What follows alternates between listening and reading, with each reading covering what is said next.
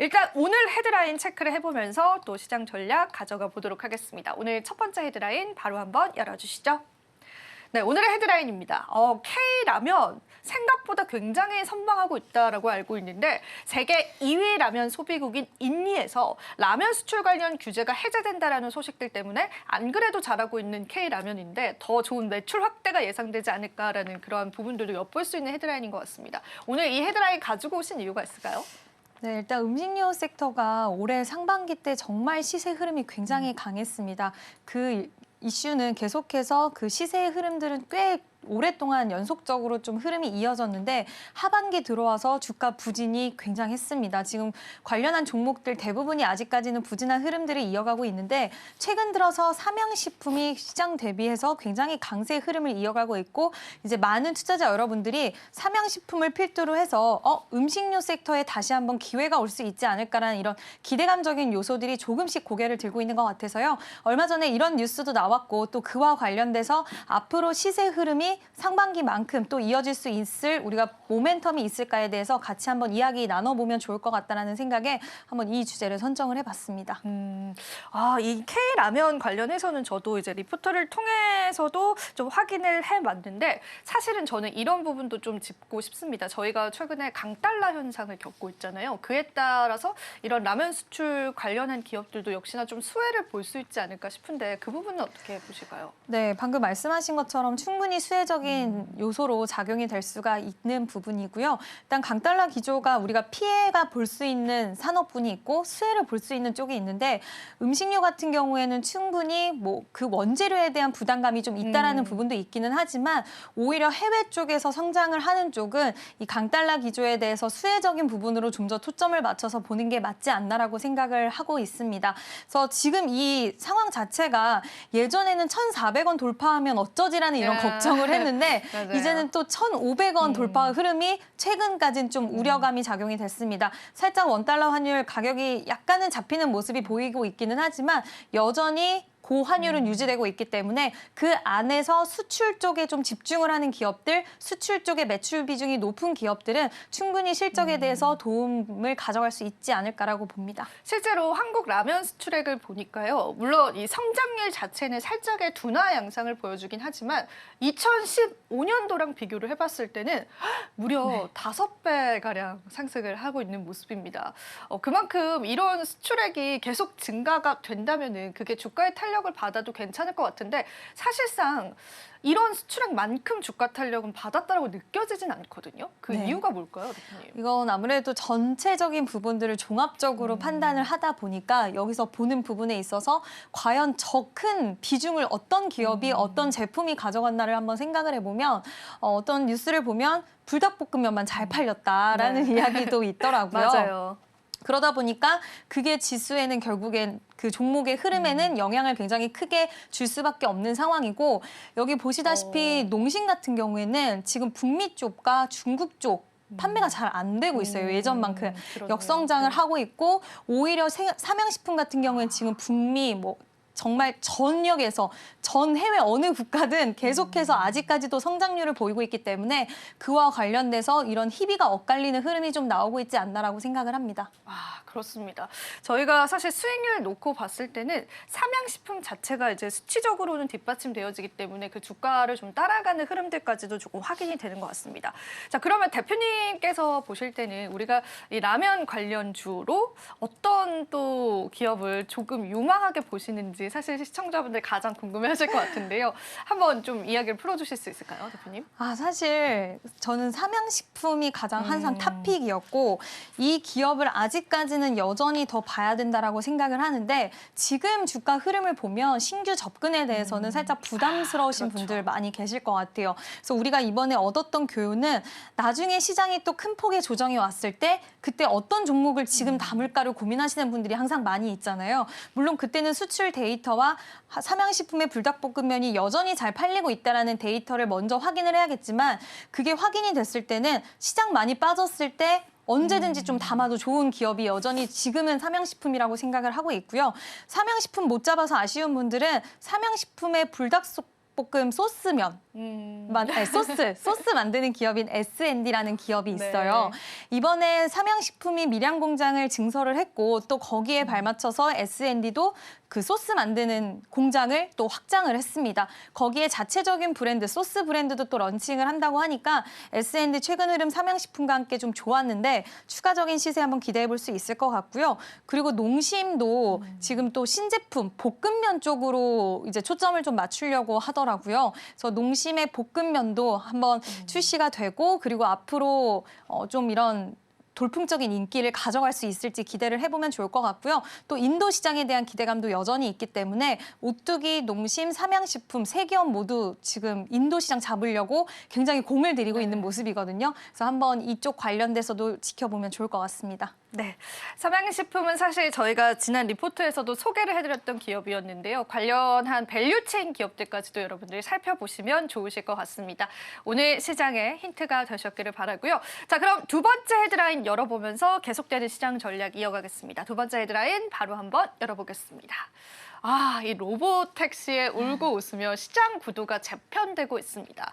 사실상 GM 쪽은 이제 네. 백기를 들었죠. 어제 또 들려온 소식들이 있었고 이제는 웨이모와 테슬라 쪽에 관한 양대 구조가 계속 좀 심화되지 않을까라는 생각이 들기도 하고 우리가 사실 자율주행 관련주로 엮어서 충분히 풀어볼 수 있는 내용이잖아요. 그래서 네. 이 헤드라인은 우리 시청자분들 좀 집중을 해보시면 좋을 것 같습니다. 어떻게 좀 내용 풀어볼까요, 대표님? 일단 가장 궁금한 건 이 안에서 우리나라가 수혜를 받을 수 있을까가 가장 궁금하시긴 하겠지만 전반적인 자율주행 관련된 산업의 흐름을 좀 이해할 필요는 있을 것 같습니다. 그동안 이제 자율주행 시대로 점진적으로 기술이 발전을 하고 있다 보니 많은 기업들이 자율주행 쪽에 출사표를 던졌는데 사업을 철수하는 기업들이 속속 좀 나타나고 있는 그런 상황입니다. 이번에 GM도 결국에는 철수 수순으로 이제 가는 그렇죠. 그런 네. 모습을 보여주고 있고 그 전에 혼다 같은 경우에도 우리가 이제 힘들겠다라고 좀 결정을 했는데 사실상 그러다 보면 지금 현대차도 물론 관련돼서 우리가 웨이모 쪽의 파운드리 사업, 자율주행 파운드리 사업에 대한 출사표 던졌는데 아직까지 이렇다 할 소식은 딱히 전해지는 부분은 없습니다.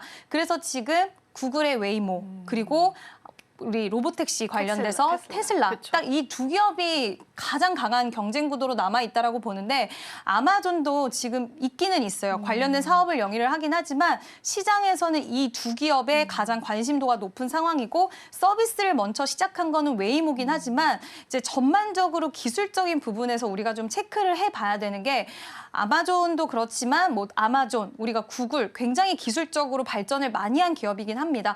그렇지만 이 테슬라가 강점이 있다라는 부분이 또 다른 기업과는 다르다고 하는데 이 FSD에 대한 부분을 라이센스에 대한 사업화를 또 만들어 나갈 수 있는 그런 기업입니다.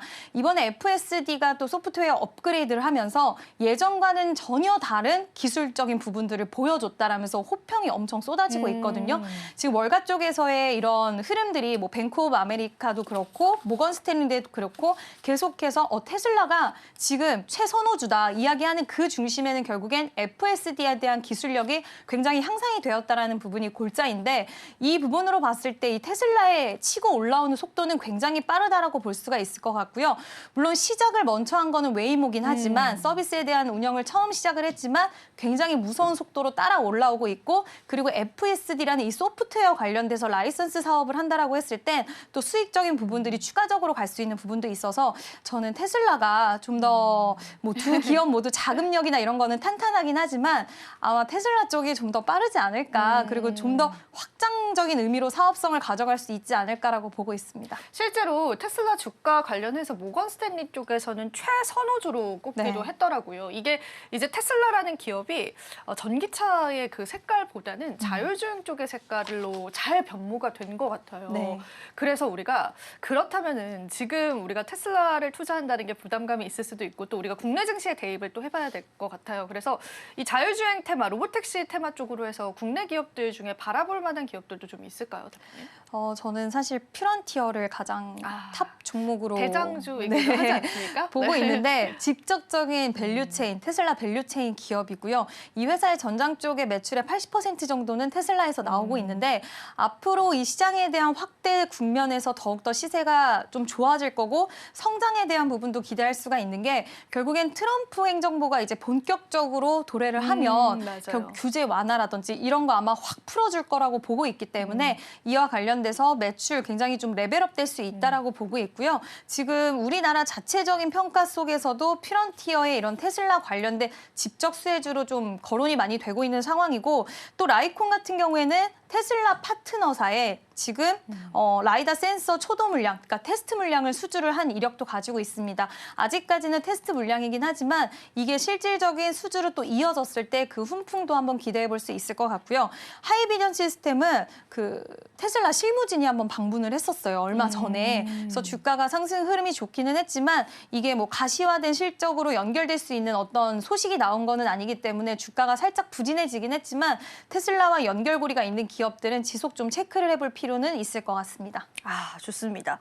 자, 그러면은 사실 저희가 또 오늘 시장에서 좀 주목을 해봐야 될 그런 종목 중에 하나가 저는 LG 이노텍 쪽도 최근에 정말 바닥을 달성하고 있다가 이 테슬라빨에 관한 이슈로 살짝 들어 올려지는 흐름이 좀 보여지고 있긴 하거든요.